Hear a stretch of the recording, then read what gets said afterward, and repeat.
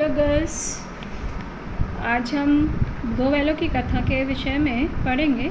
इससे पहले वीडियो में हमने जूरी काची के दो बैल हीरा मोती उनके विषय में पढ़ा था कि जूरी उनको अपने साले के यहाँ भेज देता है। वे दोनों सोचते हैं कि शायद हमें बेच दिया है, उनका मन वहाँ नहीं लगता और दोनों रस्सी तुड़ाकर वापस अपने मालिक जूरी के पास आ जाते हैं। अब आज हम दूसरे उससे करेंगे अवतरण से। दूसरे दिन गया उनको गाड़ी में जोत कर ले जाता है और 2 बार मोती गाड़ी को खाई में गिराने का प्रयास करता है, पर हीरा संभाल लेता है। यहाँ पर हीरा जो बैल है वो थोड़ा समझदार है, सहनशील है उससे, तो दोनों को मोटी रस्सी में बांधा जाता है और कल की शरारत का मज़ा चखाया जाता है कि वो रस्सी तुड़ाकर भाग जाते हैं। इसका उनके सामने सूखी भूसी डाली जाती है दोनों, और अपने दोनों बैलों को खली चूनी सब कुछ दिया जाता है। खली आप जानते हैं सरसों के यानी जो राई होती है उससे जब पीस कर तेल निकाला जाता तो खली बनती है। अपने पुराने दिन याद करते हैं कि जूरी उनका कभी डांटता नहीं था, कभी उनको मारता नहीं था, लेकिन यहाँ पर उनको दूसरे दिन भी सूखा भूसा मिला और दोनों चुपचाप खड़े रहे। वहाँ एक लड़की थी जो उनको एक एक रोटी देकर चली जाती थी। इससे उनकी भूख तो शांत नहीं होती थी, पर उनके मन को सहारा मिल जाता था।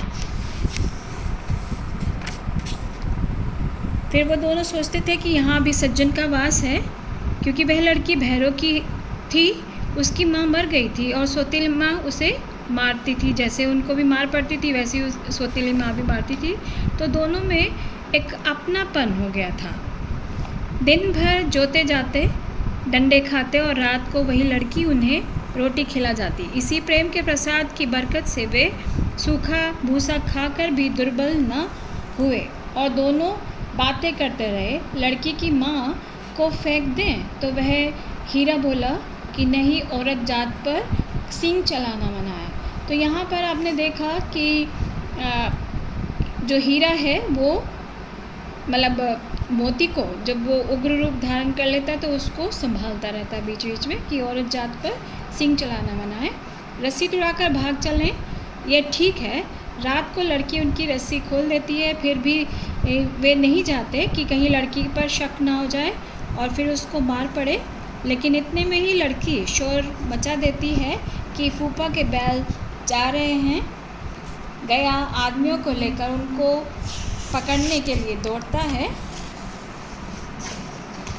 इसी में वो अवसर पाकर भाग जाते हैं और रास्ते में जब वो जा रहे होते हैं तो उनको एक मटर का खेत मिलता है।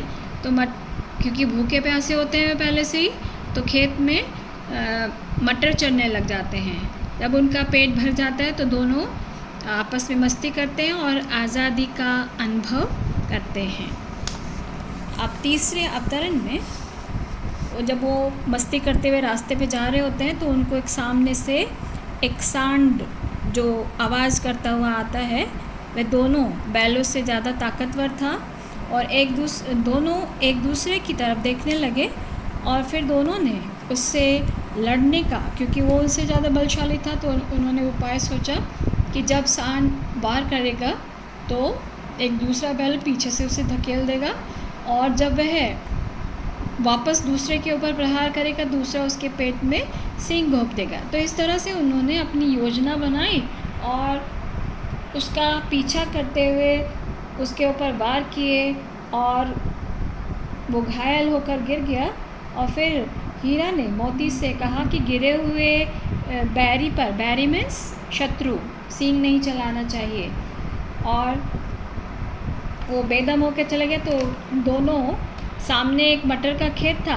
हीरा ने मोती को मना किया कि मटर नहीं खाने, लेकिन मोती जब खेत में घुस जाता है तो उधर से आदमी जिनका खेत था वो लाठी लेकर दौड़े हुए आते हैं। तो हीरा तो बाहर खड़ा निकल जाता है, लेकिन जो मोती है वो खेत में पानी की वजह से, कीचड़ होने से उसके पैर धंस जाते हैं और दोनों को कांजी हाउस में बंद कर दिया जाता है।